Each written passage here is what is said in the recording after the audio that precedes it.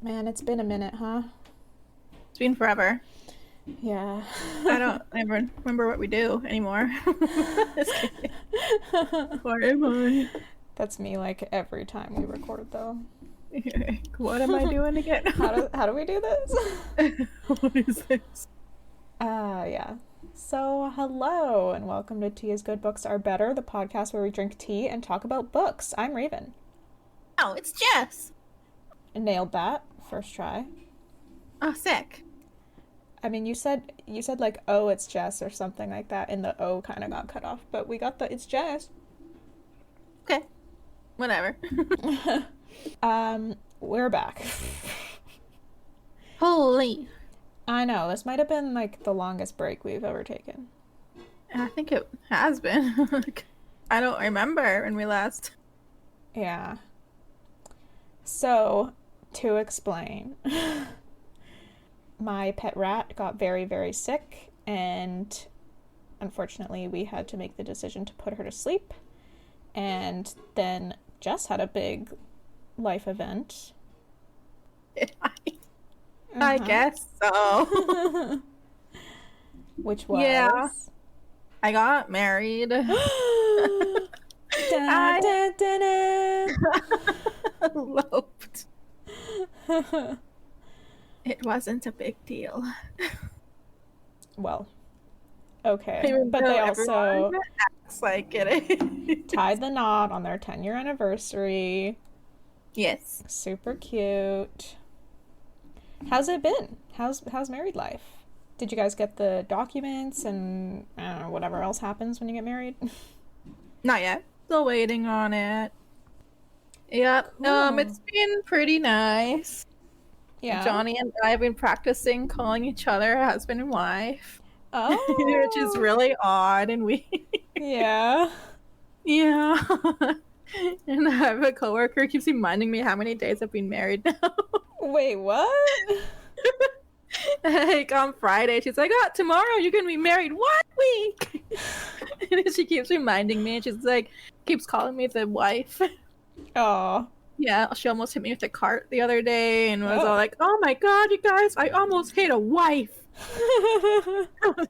Yeah. So word spread fast around my warehouse, and I only told 4 people. And went all the way around to higher management too. Oh wow. Did they get you anything nice? No, they just came down to congrats me. Well, I guess that's something. Well, the Friday before, I think it was, no, the Thursday before, so last Thursday, I was given a cake and a card with cash. Did I tell you that? Yeah, but that was your coworkers though, right? Not management? Yeah, management got it for me. Like, they went around, one gave money to Jess. Oh, okay. And they got me the really cute cake. That's with a bunch of tulips on top. What did it say on the cake? Just like congrats? No, it was just full of tulips. Oh, it didn't. And there was like a white chocolate piece that said, I think it said congrats, Jessica. Okay. Yeah. Well, that's nice. Yeah, it was pretty cute. Yeah. I didn't expect money in my card. Kind of screamed when they fell out. You screamed? Well, I went, what the fuck? Yeah, it's almost like people get gifts when they get married. I wasn't expecting it. My poor coworkers forced to cough up their hard-earned money. I'm sure they could have refused if they wanted to. I'm pretty sure. I don't know. What if it's someone who's too scared to say no? Yeah, I guess that could be Sometimes people feel peer pressure to do things they don't want to. Yeah. And I feel bad for those ones. Well, that's okay. You get their money. Yeah. Everyone who's married has told me that they wish they did what I did instead of having a wedding. Yeah, people will be in debt for years for having a wedding. It's like all women in their 50s are coming up and telling me they wish they did what I did. Ooh. They were like pressured by their families into having big weddings that they hated. Yeah. I'm like, oh, well. Sucks to suck. Too bad you didn't grow up in a time where it was normal to just elope. Yeah. There's so many different, like, levels of elopement, though, I feel like, too. Or maybe people just don't know the definition of elopement, because I saw one person from high school on it. Like, I saw this on Instagram. I don't see this person in real life. They posted some pictures of what they called the elopement, but they were, like, in Greece with a full wedding gown, with a bunch of guests. Yeah, that's a wedding. Yeah, I was like, how is that an elopement? Destination wedding. Right? I was very confused. Yeah. Okay. Are they just interchangeable terms now? Like, what am I missing? I have no idea. Maybe one of their family members called it an elopement because it wasn't a normal wedding. Because it didn't have, like, 300 people? Yeah, and it wasn't, in a chapel or whatever. Maybe they think if it's not in a church, then it's an elopement. Maybe for, like, Christians. Maybe. Which I did know this person from church back in the day, so. Oh. They also went to my high school, but I met them originally at church. Okay. So yeah, maybe it was something like that. Okay. But anyway, yeah, so those were the reasons for the delay in getting back to recording. So apologies. Somehow we've still been getting some listeners, I guess, on older episodes every week. So crazy. Yeah, thank you to those people who have been, I guess, exploring our previous content. That's nice. That sounded sarcastic, but I meant it. I'm shocked that anyone would do that. So yeah. I'm just genuinely, like, stunned. But anyway, here's to some new content. Woo! Yeah.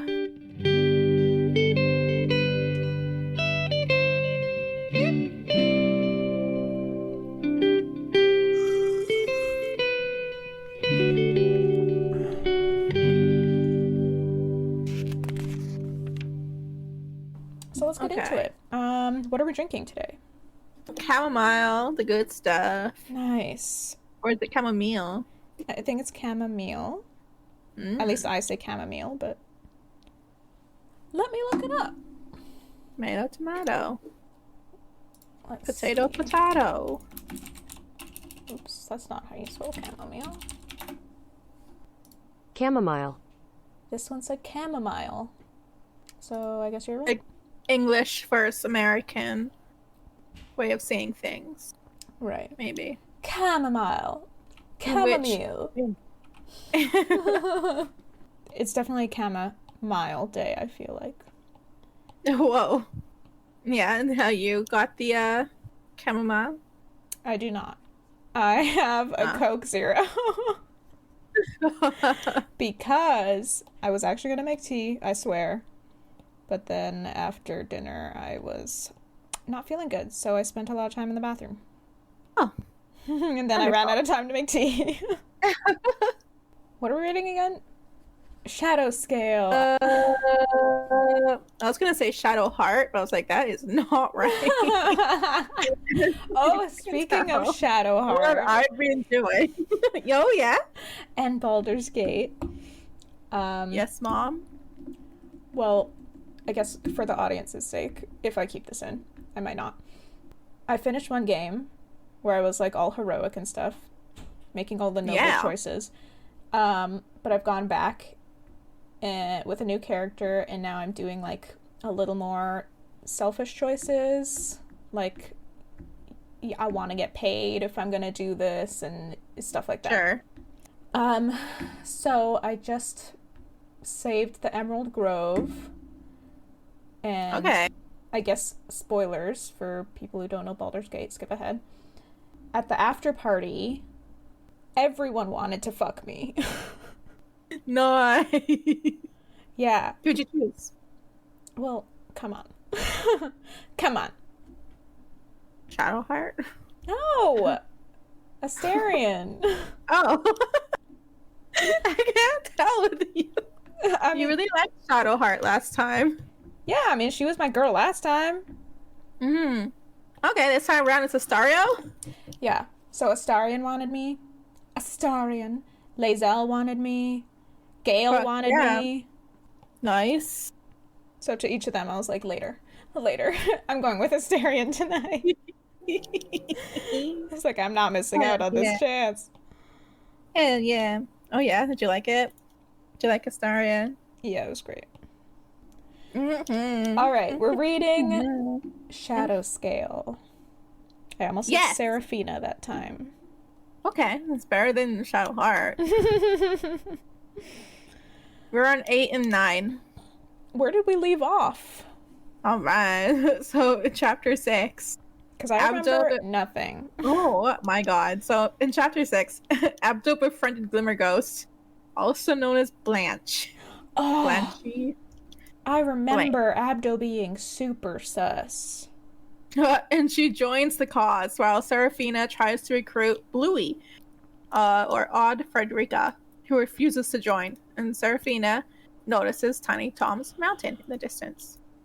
And in chapter 7, they find Tiny Tom, whose name is Gianni Pato, who is taken over by Jannoula.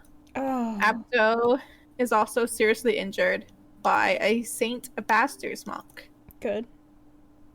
Fuck that kid. And that's it. Chapter 8, ready to go? Oh my god. Here we go. All right. So this chapter is explaining how she met Jannoula and her relationship. Right. So when Seraphina was 11, this is before she created her garden, she had a vision of a woman in furs curled up in a ball inside a jail cell. Okay. And this woman was her 17th grotesque named Otter. And she noticed Seraphina watching her. Was it from this vision. Was it a jail cell? Like, did it specify jail cell, or was it just a cell? A cell, I guess. I think it was just a cell. Okay. My brain just said jail. So it was probably just a dungeon cell. Okay. Seraphina remembers creating her garden, saving Otter's cabin for last because she felt bad that Otter was in a dungeon. Oh, right, her dungeon. And wanted to give her something special. She went through the process of visualizing her Otter avatar and fell into a vision with the purpose of tethering Otter to her avatar in the garden. But Otter noticed her again, and when Seraphina came back to her garden, Otter was with her, confused about where she was. Is Jannoula the only grotesque who, like, noticed her while she was, like, having a vision of her? I feel like she was, like, the only one who truly noticed her. I feel like some others might have heard her or felt something going on, but Otter was the only one who, like, really realized that a little girl had appeared and was watching her. Right. She's more powerful psychically than the others, I think. I guess. I mean, there's something going on. Otter had looked around in awe and asked Seraphina through tears what she did to deserve her kindness. Seraphina had told her that she looked miserable and she wanted to make her happy. Otter asked her where they were and told her that she wanted to stay there forever. Seraphina had told her this is her garden and introduced herself and asked for Otter's name. It's when Otter introduces herself as Jannoula. Jannoula had declared them sisters then and hugged Seraphina, thanking her for saving her. This is giving me the mega ick. All of this. Right. It's kind of creepy. Yeah. It took Seraphina about 6 hours to create her garden and grotesques, and when she came back, Orma asked her how it went. Seraphina had told him about Jannoula, and he was mighty concerned. Same. After hearing all Seraphina knew about her, Orma had her promise to tell him if she did or said anything frightening. over the next few weeks, she kept a special eye on Jannoula, who would either be tending to her garden or her avatar would be left lifeless. One day, Seraphina took the lifeless avatar by the hands and induced a vision. Oh. She found Jannoula in her cell, her sleeves pulled up and her arms blackened and burnt from wrist to elbow. She had noticed Seraphina and followed her in a rage back to the garden, and she demanded Seraphina to never spy on her again because she didn't want her pity. Seraphina made up for it by bringing her puzzles and games that Jannoula would have been delighted to receive. Once, they were sipping tea when Jannoula confessed to hearing Seraphina's thoughts throughout the day because Seraphina had been thinking of her. Oh, hell no. Apparently linked them. Nope. Seraphina had been thinking of how to describe the barges to her that day. Jannoula asked her to do that more often. Just think or describe stuff to her? To think of her and describe things to her, like talk to her. Ew. And her thoughts, which I'm pretty sure just made her stronger. Ew. After that, Seraphina would often think at Jannoula and describe her surroundings, and soon they would start to talk to each other throughout the day. Seraphina discovered that Jannoula didn't even know what music was, and she figured out how to share it with her, and Jannoula loved it. Orma had noticed that she was playing better, and Seraphina offhandedly told him that she figured out a way for Jannoula to listen in, which concerned him. Orma had made her tell him everything, and she concluded by telling him how humble and kind Jannoula was. Humble. Okay. Sounds Interesting manipulative to me. Right. Orma had asked her if Jannoula told her why she's imprisoned, and Seraphina defended her by saying she's her friend and she trusts her. So Orma just warns her to be wary. That evening in the garden, Jannoula told her that she did not like her music teacher and started mocking him. Seraphina defended Orma, telling her that he is a Sar and that he's actually really nice once you get to know him. Sar is dragon. Yes. Okay. Short for Jannoula... Sarantras. Oh. But Jannoula... just want to throw in, sorry, before you continue, that sounds like an abusive relationship. She's already trying to separate her from her loved ones. Yeah, that's the start of an abusive relationship. Yep. Jannoula asks why she calls him uncle, and Seraphina panicked and just said that she just calls him that because she's too scared to reveal her dragon heritage. I thought she trusted her. Right. I don't know why I'm the 11-year-old the girl victim here. totally understands. Yeah. Seraphina asked Jannoula when she started listening through her ears without Seraphina noticing, and Jannoula had sneered at her, asking if Seraphina even trusted her. No. Oh my god, this sounds like super abusive. She's already guilting her. This is like gaslighting. Yeah. Within days, though, Seraphina had forgotten why she was so alarmed by Jannoula listening in, and she began to enjoy her making cruel jabs at her father and stepmom whenever they gave her chores or whatnot. One morning, Seraphina had looked for Jannoula in the garden and found her empty avatar. She took a deep breath and pressed herself into the avatar in an attempt to go where Jannoula goes. She landed hard into a dim corridor with featureless gray doors. The air around her thickened, and she was hit with incredible pain. It passed mostly, and she had to stagger down the corridor. She had to stagger down the corridor. She hears voices here and there, but there's no source. Every door she opens reveals a pitch black space that she dares not enter. One room opened with an icy blast, another smelled of chemicals, and another was stuffed full of screams. This sounds like some sort of experimentation lab. Yeah, it does. That was my first thought, but I was like, isn't this like supposed to be like Middle Ages? I think... I guess in fantasy, magic fantasy, anything possible. They could still be performing experiments and using I mean, they had, like, alchemical concoctions. Just a description of the building that seems a bit modern for me. Which part exactly? Just the long corridor with like the featureless gray doors makes me think of like hospital setting. Oh.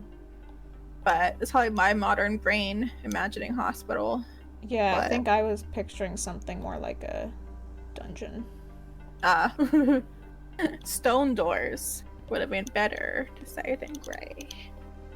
If they're stone, what would just a plain gray door be made of, though, other than stone in the medieval ages? A medieval type of cement. I know the ancient Romans had cement. Yeah, but they were far beyond a lot of societies. Okay. I don't know. Maybe it is like a bit more modern of a setting. It could be. It's a fantasy story. Mm-hmm. She wonders if she was inside Jannoula's mind when the corridor starts to go dark. Seraphina starts screaming and she's tackled out of the corridor and back into her garden. Jannoula was standing over her in a rage. She's shouting at Seraphina, ordering her never to do that again. Seraphina, feeling such pity for her, asked her to stay in the garden permanently. Jannoula teared up at this and told Seraphina that since they're living as sisters, there should be no more secrets, and told her that she's been kidnapped for ransom from her father, but since her father has no love for her, she is stuck in her prison. She had smirked when Seraphina believed her. Oh god! What the fuck? That is not what's going on. Do we know how old Jannoula is at this time? No. I have no idea. Definitely older than Seraphina, I'm assuming. I think older than she's portraying, too. Right. I suspect older than what she's portraying to Seraphina. Yeah, you're probably right. Jannoula begins to find that the confinement of the garden is too small, and she talks Seraphina into letting her explore her greater mind, just so she can enjoy more of life's pleasures, such as taste, feel, and sight, by leaving her garden gate open. Jesus Christ. Seraphina had agreed and left her greater mind open for her. Yikes! Yeah.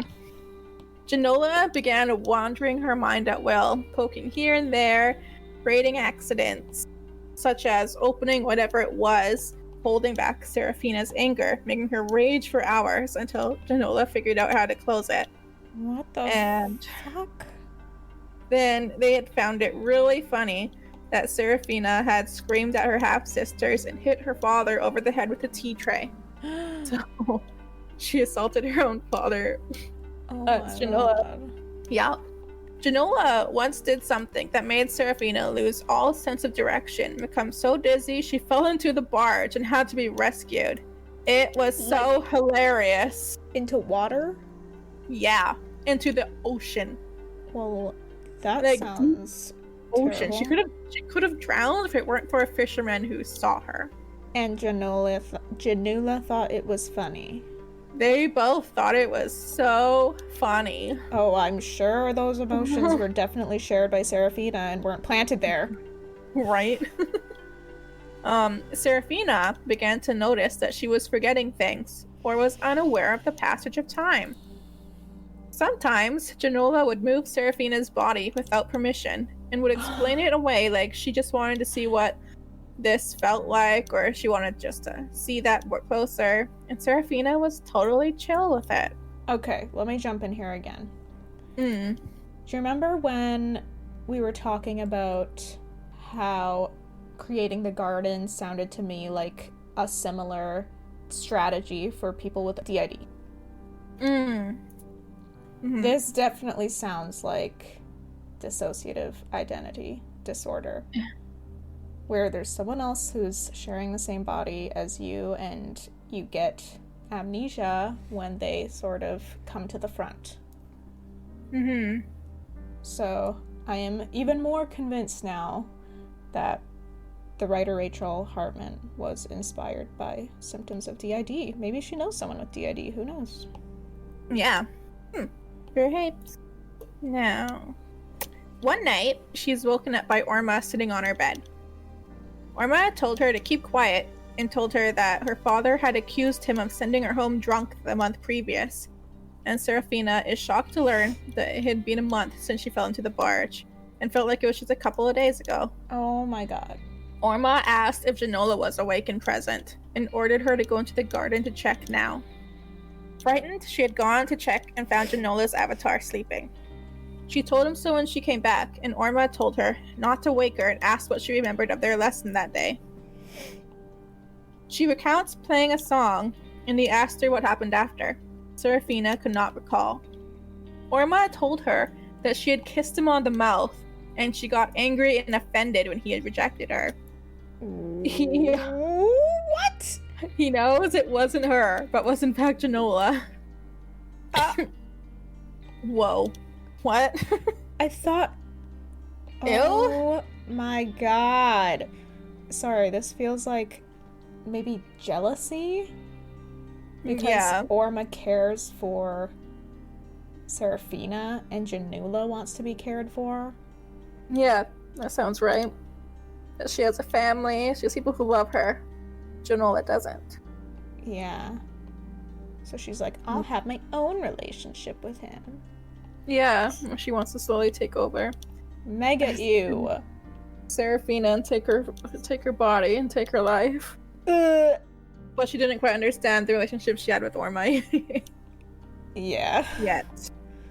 But they're actually related. Yeah. And forget she's in a child's body too. That too. Yikes, bro. Mm-hmm. So Orma asked for how long has Jannoula had access to her body and speculated that she's probably making her forget after she uses her and asks if she's losing time as well. Mega yep. Seraphina insists that Jannoula didn't mean to, and if she just spoke with her, they can solve the problem. But Orma tells her that she did mean to because she would not have erased her memories if she had not. Good point. He asked her what would happen if Jannoula decided to take over her body permanently, but Seraphina tries to insist that Jannoula would never. Okay. Orma surprised Seraphina by saying very gently that Jannoula is no friend and that she can kill Seraphina's father or even her sisters. Seraphina had started to protest again, but then she remembered raging at her sisters and hitting her father over the head. Over the head? Yeah, over the head. With a tea tray. Jesus. Orma tells her that he suspects that Jannoula wants to be her, and while Jannoula's body is trapped in the prison, Seraphina is her only chance at a real life. Orma told her that she is not helpless, and Seraphina knew that he was right, and was mortified at how easily she let someone control her. He tells her that they need to free her from Jannoula's ASAP, and asked if she could wall her off in some sort of prison, and they spend an hour planning before he leaves. Then Seraphina spends a few more hours preparing. I'm glad she was receptive to his opinion. Like, that is some scary shit. It is. She entered her garden and went to Jannoula's cabin and fortified the walls and door, imagining them as impenetrable and incorruptible, and she put a big padlock on the door before clearing her mind. Jannoula was starting to notice it, and she was counting on it. She watched sleeping Jannoula for a bit, then grew a large toadstool beside her. Jannoula awoke surprised to see her. Seraphina pointed to the toadstool and told her that she made it just for her in Jannoula's favorite color. Jannoula was so delighted she asked for a whole garden of them. Seraphina started growing them, but Jannoula noticed her anxiety and asked her what was going on. Seraphina tried suppressing the image of the padlock, and Jannoula sped to the cottage. Jannoula tried to open the door, but it's locked. She then demanded to know what Seraphina was hiding from her. Seraphina insisted there was nothing, but Jannoula would not believe her. So, the cabin is locked, and the big padlock has it locked. and Jannoula is now demanding to go inside the cabin. Jannoula had shoved her face into Seraphina's and observed that she had been talking to her uncle. She told Seraphina that all she ever wanted from her was for Seraphina to love her more than she loves her disgusting dragon uncle. Whoa. The fuck? Does she not know she's half dragon? Barely know each other. I think Jannoula knows at this point. Okay, so... Right here. At Seraphina's fear at that revelation, Jannoula concludes that Seraphina is in fact half dragon. So Seraphina gave it away by reacting very anxiously to Jannoula calling him her uncle. Okay, so definitely jealousy. Jannoula asked if Seraphina was ever going to tell her that, then demanded Seraphina open the cottage door. At Seraphina's refusal, Jannoula had raised her arms over her head, while her fingers elongated like tree branches above her, and they raked the inside of Seraphina's skull, breaking and shattering. So, you remember in Fellowship of the Ring when Gandalf gets mad at Bilbo and like he seems to grow up above him? Yeah. That's how I kind of imagined it, like with her arms over it and her like fingers elongating. Ew! Attacking the inside of her head psychically, I guess. What is she? Yeah.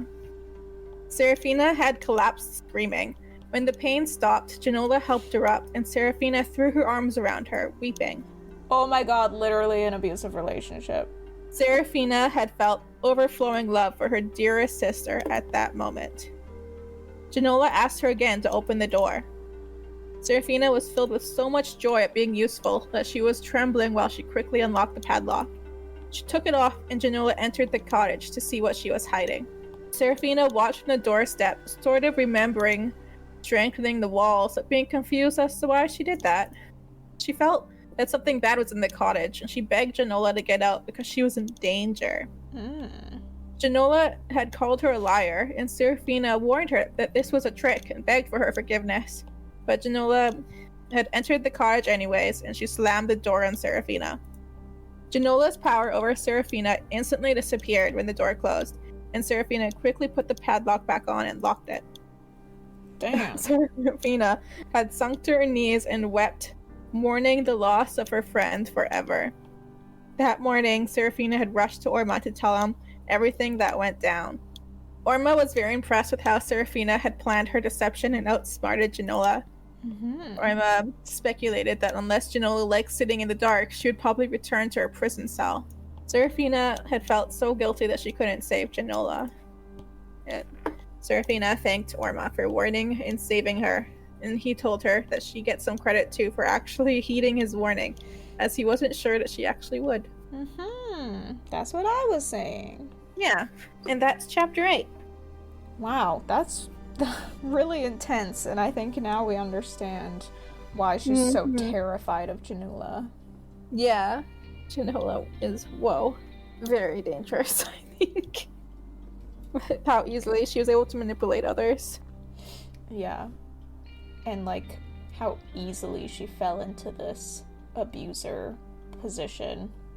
Manipulating and... Yeah. Ugh. Gross. It is. But it really makes me wonder, like, what her deal is. Like, what's her situation? Because clearly she was lying about being held for ransom, right? Yeah. I wonder if she did, dangerous things and got caught. Oh, but maybe. I also see that when it mentioned that she had been burnt from her wrists or elbows, I wonder if her scales are burnt off or something. Oh. Like, what if she was being tortured? And experimented on. That's true. The smells of chemicals and all that jazz, she could be experimented on. Interesting. So, I feel for her in that sense, but at the same she doesn't time... get the fuck with others. I get it that Seraphina's like her only chance, but damn. Don't be such a sociopath. She's 11. Yeah. And she has people who care about her that aren't gonna let her get used. So she chose the wrong person. Yeah. Damn. I wonder also what her, like, half-dragon ability is. Because it seems like maybe it's something mind-related as well, because she seems to so easily just, like, waltz through Seraphina's mind. In the, Tiny Tom. Yeah. So, That's in the last chapter. yeah. She was possessing him. Yep. So I wonder if it has something to do with that, or if it's something else. Because we also know that Abdo once explored Seraphina's wider mind as well, right? Yeah, he did. He claims it was for good stuff, but was it? Who knows? Maybe he was being controlled by Jannoula. Oh shit! Oh shit. Anyway, yeah. I have so many more questions, but also I get it now. Alright, chapter 9. Chapter 9. Sarah. So it says back in modern. Back in the present. Yes, present. Seraphina ran from the cells and hid in her room. So this is after she first confronts Tiny Tom and finds out that he's being possessed by Jannoula. Right. So she ran from the cells and hid in her room. That morning, she went straight to Josquin's room and told him that they should leave behind Gianni in the jail cells. Aww. Josquin is pretty pissed off because he had spent all night convincing Lord Donquieux to let them take Gianni, and that to go back, it would make him lose his credibility. So Seraphina accepts that she doesn't know much about Nanish customs and prepares herself to just deal with it. I mean, they could just ditch him somewhere, right? But I guess Jannoula would just follow them. Yeah, and he's big and scary with Jannoula riding him. Ew. Go on. So Gianni is bound for the journey back to Sigosh and doesn't talk again. Abdo is also very quiet. The 8 take turns having him ride with them, and it seems that their concern for an injured child made them forget that he is half-dragon. So that's pretty nice. They reached Sigosh at night, and the 8 cheer at the sight of the gate. The gates open, and Dame Okra and a man in dark robes ride out. Okra introduces the man as Dr. Balestros, Nedward's physician. Oh. He takes Abdo away to treat his wrist. Okra scowls at Gianni and says that he's not coming to her house. No way, Jose. Fair. Josquin tells her that he's still under arrest, technically. Okra orders him to be taken to the palace and to hold him in the stables, where he belongs. Rude. The 8 are bringing Gianni through the gates when he starts getting riled up. Okra freezes as she has a premonition, and when she comes to, she screams for Josquin. Josquin turns around as Gianni roars, the most nightmarish roar Seraphina has ever heard. Josquin's horse rears and throws him off. Oh. Seraphina leaps off her horse and runs to him to see that his legs are obviously broken. And he tells her he cannot feel them. Oh no. Not just his legs are fucked. Uh-oh. Not just his legs? If he can't feel its legs, there's something bigger going on. Oh, that's a spine injury. Yeah, he probably hit his spine. Yikes. The gatehouse guards run out with a stretcher. They're waiting. They're just so... The gatehouse day and night, they're just watching for people to get bucked off their horses. Yeah, and they come running with their stretcher. And they probably bring in Dr. Balestros as well. I'm guessing. Yeah. Gianni goes slack again and turns to face Seraphina. He stares with such piercing lucidity that Seraphina recoils. He smirks and says, Phina. Ew, Jannoula! Get out of here! No one Go likes away! The guards take him away.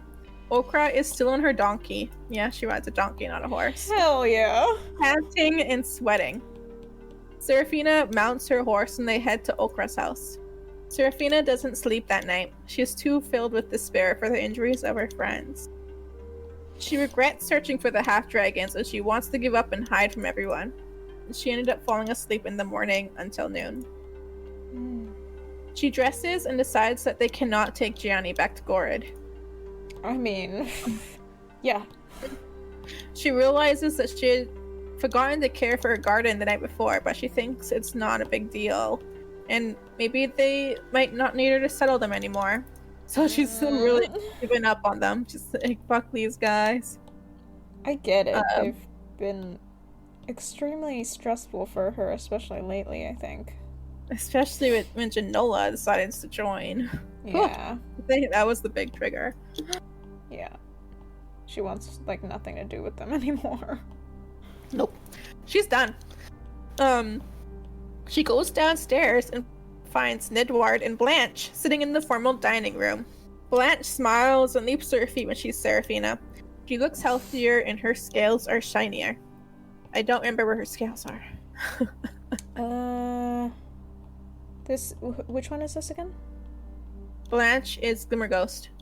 Glimmer Ghost. I don't remember. I don't remember. I just remember the spiders. The spiders? Oh, yeah. Her spiders. And I remember the lady with the head. Ugh! The, like, scale cap with tufts of hair sticking Yeah. That's odd, Frederica. Oh, God. I got goosebumps just thinking about it. Don't think about it. Okay. Nidward welcomes Seraphina and tells her that Okra's in the library. Apparently, Okra was up all night talking to herself. Oh, no! Seraphina is alarmed and goes to find her. But, like, that is not acting alarmed enough. She ain't talking to herself, Seraphina. As she approaches the library, she can hear Okra talking to someone. Stop. She's saying, more than 100 years, thinking I was unique in all the world. You can imagine how alone I felt. Well, no. You wouldn't need to imagine, would you? You know. No, they're relating! Seraphina slowly opens the door to find Okra sitting behind her desk at the end of the library. She looks up as Seraphina enters and smiles. Oh no. Danger, danger, danger! She greets Seraphina and invites her in. She tells Seraphina that she had secured the release of Gianni and he's on his way to her house. Oh my god! She has a room for him in the house and she thinks it's cruel to house him in the stables. Okay, I'm officially freaking out. Is Jannoula the big bad of this book? I am wondering if she is the big bad. Oh my god. I'm scared. Seraphina tells her that it's a bad idea to bring Gianni in the house and that he should be chained. Okra tells her that it'll be fine and it's not a big deal since Seraphina is leaving the next day anyways. Huh? Yeah, Seraphina is going to continue on her hunt for more half-dragons. Seraphina asks if Abda will come with her, and Okra tells her no, he needs to rest for a few weeks. He'll come back to Gorid with the rest of them. Good god. Seraphina asks to see him before she goes, but Okra tells her that he's under surgery right now. Why wasn't he under surgery the day before? He probably was. No idea. Seraphina asks about Josquin, and Okra tells her that the doctor has him sedated, but she cannot see him either. I feel like this fake Okra is just lying. Yeah, this is all stinking of bullshit. She is separating Seraphina again from her loved ones. Yeah. Okra tells her that it's all going to be worth it, as they're meant to be together. What? Seraphina is freaked out by the words coming out of Okra's mouth when she realizes that she's not speaking with Okra. Yeah, obviously it's not Okra, it's Jannoula. Oh, this Okra is far too nice. It's not Okra. Mm-hmm. Seraphina orders Jannoula out of Okra, but Jannoula shakes her head. She tells her that Okra reached out to her, and she tried knocking for permission into Okra's mind, but Okra wouldn't let her in, so it's her fault she took her by force. Oh my god. She then insists that Okra likes her company. Pressed out? This bitch is delusional. Everyone. Okra can barely stand people to be in her presence, let alone in her fucking mind. Uh-huh. There's Yeah, she wouldn't even let Abdo, like, connect to her, right? Yeah, she would never. Wow. He's probably suffering in there. Oh my god. If she can even see any of this. Seraphina asks why she's doing this, but Jannoula tells her that she wants the same thing as her, bring the half-dragons together. There's a knock at the front door, and a maid, answers it, and then brings the guest in, and it's odd Frederica stumbling at the library. What? Stop. Where'd you come from? She's extremely remorseful, and it turns out that temple that she was in was a Saint Abaster temple. You were right. Okay. And she had told the monks there that Seraphina was a bad person, and upon learning that they actually sent someone after them, Odd Frederica felt remorse for her actions. So, Seraphina was right. It was Odd Frederica. Okay, is this just more Jannoula manipulation, though? It totally could be, because listen to this. She's on her hands and knees, groveling at Seraphina's feet, begging for forgiveness. Oh, fuck no. So Seraphina looks at Jannoula and accuses her of doing something to Frederica. And Jannoula tells her that all she did was show her the truth. Her loneliness is her own making. She did do something to Frederica. Jesus Christ. She convinced her to come. She's everywhere. Oh yeah, she's reaching out to the other half dragons faster than Seraphina is. What the fuck, dude? Why does Jannoula want them all together? Is she gonna, like, absorb their power and become, like, the oh my god, Megatron or something? The ultimate dragon. She's gonna become a full dragon? Probably. What the fuck? So Jannoula rises and walks around from behind the desk and takes Frederica's hands and tells her how pleased she is that Frederica changed her mind and came to them, and they embrace like long-lost sisters. Seraphina asks herself, this is what I wanted, right? I'm gonna That's throw that up. chapter. That is chapter 9. I'm gonna throw up. Yeah, that's pretty fucked up. So, Jannoula is quickly taking over, asserting dominance of this quest. Yeah, this shit is spiraling so fast. Yeah, Seraphina needs to get help. Jannoula's been here for like 5 minutes and she's already taken over all of the ones that she's found, except maybe Abdo. We don't know. She's taken 3 and she's injured, severely injured 2 of Seraphina's closest oh, Jesus Christ. friends. Yeah, she's taken over. This this is not the direction I saw this novel going. So that's cool, I guess. It's fun. Yeah, I definitely spicy.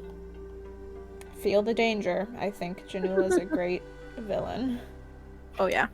I'm dying to know more about her. Yeah, I want to know what her deal is. What's your deal, Jannoula? What are you up to? What are your thoughts? I guess that's the new mystery of this one. Yeah. This is getting super intense already, and how far along are we? Yeah. We're about a third of the way through. Maybe a little less than a third. Yeah. Yeah. This is I should get crazy. How Sure is she going? She's gonna have to, like, mind battle with Jannoula. OMG. Hopefully she wins. I think she's gonna need help. Yeah. I think we need one Lucian Kiggs to re-enter this novel. I forgot about that guy. It is Lucian, right? Yeah, Luce? it's definitely Lucian, right? I think it's Lucian. We'll say it's Lucian. I'm pretty sure it's Lucian. I miss him. Yeah. And Griselda. Griselda. Oh yeah. I miss the dynamic. I do too. That was cute. There's so many characters right now that it's easy to kind of mix them up and Forget them though. yeah. Well, it's also been ages, so maybe I shouldn't Say That shit is like true. And they all do stand out in their own ways. Yep. For sure. So, yeah. Excited to see where this goes. Yeah. All right, so that's it for this one. Thank you so much for listening. If you want more of the podcast, you can connect with us on Instagram. You can follow our podcast, TIGBAB Podcast, or choose to follow us individually. My username is Crimby, and Jess goes by Jess.Egan24. Additionally, find us on Facebook by searching for TIGBAB Podcast or Tea is Good, Books Are Better. Also, don't forget to explore the music of our talented friend, Bahram, on Spotify. He created the catchy jingle you heard at the beginning of the episode and produces amazing ambient tunes. Perfect for reading, actually. So it's Bahrambient on Spotify, and that's spelled Bahrambient. Lastly, consider checking out our Patreon page at patreon.com/teaisgoodbooksarebetter. We offer a $5 tier where you can listen to us force our brother to watch Game of Thrones, or enjoy outtakes and access other behind-the-scenes content. Most importantly, sharing our podcast with your family and friends would mean the world to us and greatly contribute to our podcast's growth. Thank you so much for being a listener. We'll see you next time for more Jannoula antics. Ooh. Exciting! Oh my. Alright. See you in the next one. Thank you for listening. Bye-bye. Adios.